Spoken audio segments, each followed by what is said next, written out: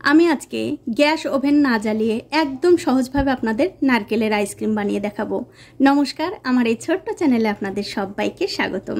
তো বন্ধুরা, নারকেলের আইসক্রিম বানাতে আমাদের যা যা লাগবে, এখানে লাগবে চিনি আর একটু নারকেল কোড়া আর জল। এই তিনটে উপকরণ দিয়েই কিন্তু আজকের এই আইসক্রিম বানানো হয়ে যাবে। এগুলো আমি একপাশে রেখে দিচ্ছি। তো বন্ধুরা, এখানে কিন্তু আমি পরিমাণ মতো জল নিয়েছি, তার মধ্যে দিয়ে দিচ্ছি স্বাদ অনুযায়ী চিনি। আপনারা যেমন মিষ্টি খেতে চান তেমন চিনি দিয়ে দেবেন, তবে আইসক্রিমের মধ্যে একটুখানি চিনির পরিমাণ বেশি হলেই খেতে ভালো লাগে। এখন এই জলের সঙ্গে চিনিটা খুব ভালো করে মিশিয়ে নিতে হবে। তো দেখুন, চিনি কিন্তু খুব ভালোভাবে গলে গেছে। এখন দেখতে পাচ্ছেন এখানে আমি একটা আইসক্রিমের মোল্ড নিয়েছি। এই মোল্ডে করেই আজকে আপনাদের আইসক্রিম বানিয়ে দেখাবো। তবে বন্ধুরা, আপনাদের ঘরে যদি এই আইসক্রিমের মোল্ড না থাকে, আপনারা যে কোনো পাত্রে আইসক্রিম বানিয়ে নিতে পারবেন, কোনো অসুবিধা নেই।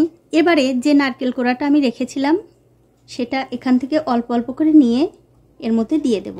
আর আমার এই ছোট্ট চ্যানেলটি যারা সাবস্ক্রাইব করেছেন তাদেরকে অনেক ধন্যবাদ, আর যারা সাবস্ক্রাইব করেননি তাদেরকে সাবস্ক্রাইব করে নেওয়ার অনুরোধ রইল। যে সকল বন্ধুরা আমার এই রেসিপিটা ফেসবুক থেকে দেখছেন, তাদের কাছে আমার একটাই অনুরোধ থাকলো, অবশ্যই আমার এই পেজটিকে ফলো করে দেবেন।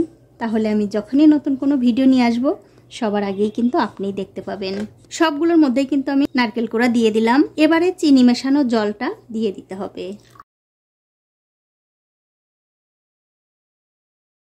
আর বন্ধুরা, এই আইসক্রিমগুলো যখন আপনারা খাবেন তখন কিন্তু একদম ছোটবেলার কথা মনে পড়ে যাবে। তার কারণ হচ্ছে, এরকম আইসক্রিম কিন্তু আমি যখন ছোট ছিলাম তখন মা আমাকে কিনে দিত, খেতে ভীষণ ভালো লাগতো। সেই কথা মনে করেই কিন্তু আজকে এই আইসক্রিমটা আপনাদের বানিয়ে দেখাচ্ছি। এখন আমাদের যা করতে হবে, এরকম একটা ফয়েল পেপার দিয়ে এটা ঢেকে দিতে হবে।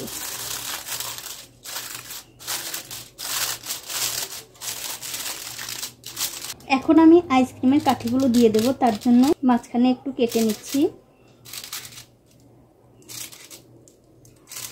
তারপর এরকম করে একটা একটা করে কাঠি দিয়ে দিতে হবে, এতে করে দেখতে একদম দোকানের মতো লাগবে।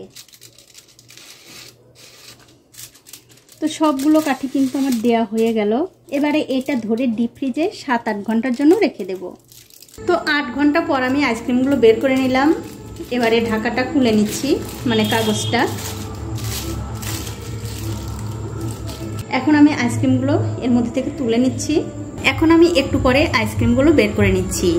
আর দেখুন, এরকম টানলেই কিন্তু কত সুন্দরভাবে উঠে আসছে। আর এরকম করে আইসক্রিম বানিয়ে কিন্তু বন্ধুরা আপনারা বাচ্চাদের অবশ্যই খুশি করতে পারেন।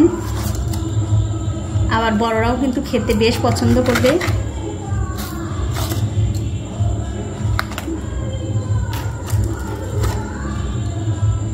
তো বন্ধুরা, এক এক করে কিন্তু আমি সবগুলো আইসক্রিম বের করে নিয়েছি।